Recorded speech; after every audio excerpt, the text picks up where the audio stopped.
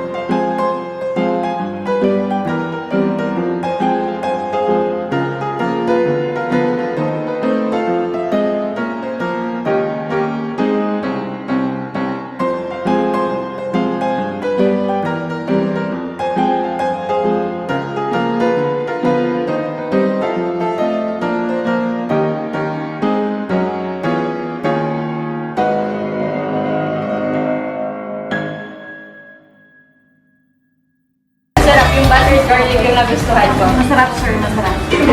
Ano nagustuhan ko? Yung sa lasa niya, yung pressure affordable, pero yung lasa, sobra.